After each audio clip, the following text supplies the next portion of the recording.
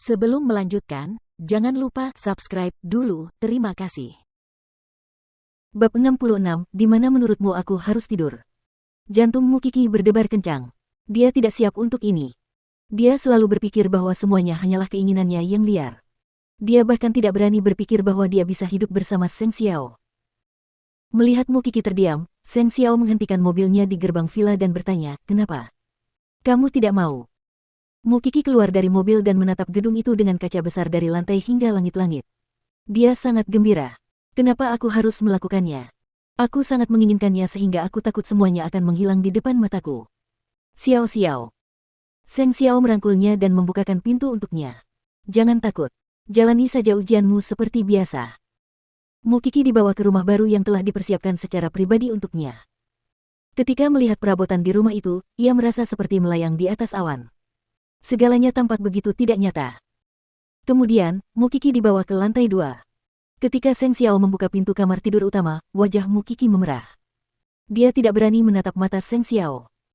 "Kita akan tidur di sini." Setelah dia mengatakan ini, Seng Xiao mengangkat dagunya dan bertanya, "Apakah kamu malu?"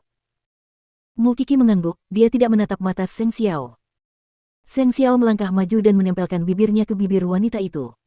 Kemudian, dia menggendong wanita itu ke dalam kamar dan dengan lembut membaringkannya di tempat tidur yang empuk. Mukiki merasa jantungnya berdebar kencang. Namun, Seng Xiao hanya duduk di sisi tempat tidur. Dia berkata, "Aku hanya menyuruhmu mencoba tempat tidur. Kamu mengolok-olokku lagi." Mukiki menatap Seng Xiao. Dia benar-benar tidak berdaya menghadapinya. Mendengar apa yang dikatakannya, Seng Xiao dengan lembut menyentuh daun telinga Mukiki dengan jarinya yang panjang. "Pergi dan lihat ruang gantimu, dan ruang belajarmu. Jika kamu ingin membuat perubahan, beritahu aku, dan aku akan meminta Jing Yun untuk melakukannya." Mendengar namanya, Mukiki menatap Seng Xiao dengan wajah serius. "Jing Yun tahu tentang kita. Apakah menurutmu kau bisa menyembunyikan sesuatu darinya?" Seng Xiao menyeringai. "Jangan khawatir, ini masalah pribadiku.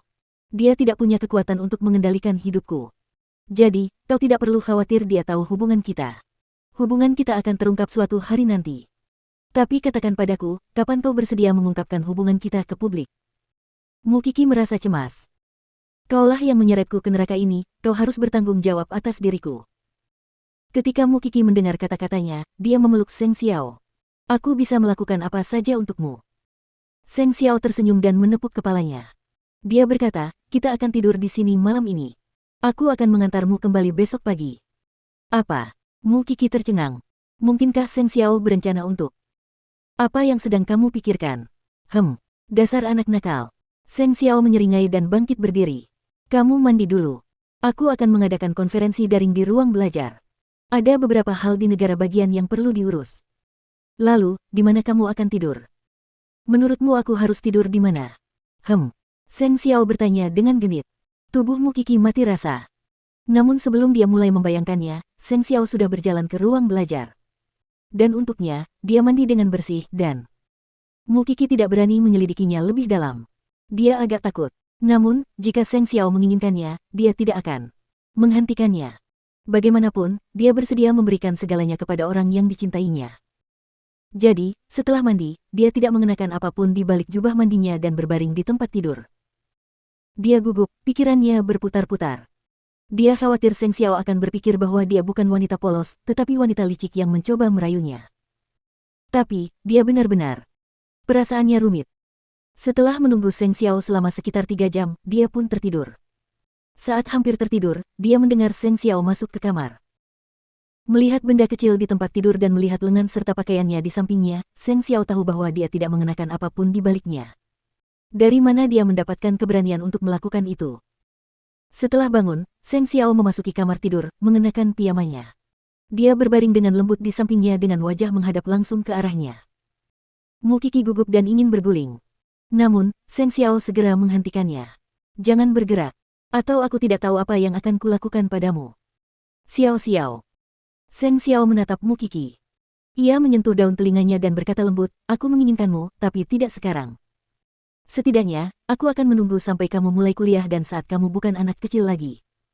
Saya bisa. Jangan terlalu lunak pada seorang pria. Meskipun aku akan menjadi satu-satunya pria dalam hidupmu." Seng Xiao mencium keningnya. "Tidurlah sekarang.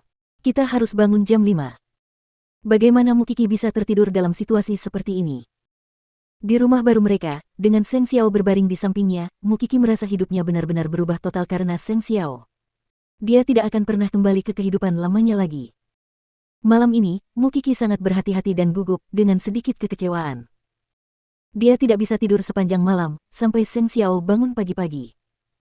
Tepatnya, dia juga tidak tidur. Kau terus bergerak. Mungkin kau benar-benar berharap aku akan melakukan sesuatu padamu. Sambil berkata, Seng Xiao duduk dan memeluk Mukiki. Dia membiarkan Mukiki bersandar di dadanya yang lebar. Xiao Xiao, jika bukan aku yang mendatangimu, apakah kau pernah berpikir akan mendapatkan pasangan seperti apa? Tanya Mukiki. Aku tidak tertarik memikirkannya. Seng Xiao menjawab dengan tegas. Aku memang melihat orang-orang menikmati berhubungan seks dengan banyak orang, atau berganti-ganti 3 wanita dalam sehari, tetapi itu tidak ada hubungannya denganku. Kamu tidak suka itu. Aku tidak suka orang menyentuh barang-barangku. Jadi, aku juga tidak suka menyentuh barang-barang orang lain. Seng Xiao menjelaskan hal ini dengan jelas kepada Mukiki. Mukiki, aku bukan orang yang konservatif, aku juga tidak suka mengikuti aturan. Tapi aku lebih suka bersamamu. Melawan normaku. Mukiki mendengarkan dengan tenang di pelukannya. Dia selalu merasa bahwa Xiao Xiao suka menggambarkan dirinya sebagai orang jahat. Namun, sebenarnya dia sangat perhatian dan peduli. Dia peduli dengan perasaan orang lain. Dia bahkan bisa merasakan penderitaan mereka. Mukiki tidak bisa menahan diri untuk mencium tangannya. Aku akan selalu mengikutimu. Seng Xiao memeluk Mukiki dengan erat. Dia tahu betul bahwa Mukiki telanjang di balik selimut. Namun, demi Mukiki, dia tidak akan melakukannya sekarang. Dia tidak ingin menjadi pria yang menjijikkan. Mereka hanya berbaring bersama dan tertidur di rumah baru mereka. Pukul 5 pagi, Seng Xiao membangunkan Mukiki dan mengantarnya kembali ke villa. Dalam perjalanan pulang, Mukiki bertanya kepada Seng Xiao, Xiao Xiao, apakah kamu akan sangat sibuk dengan keluargamu di tahun baru? Sangat, jawab Seng Xiao. Kalau begitu, kamu tidak akan bisa keluarkan. Kenapa? Kau ingin bertemu denganku? Atau kau ingin membuat malam ini seperti kemarin? Aku hanya ingin bertemu denganmu.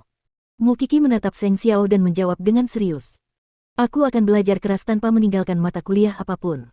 Aku akan diterima di Universitas Sengting.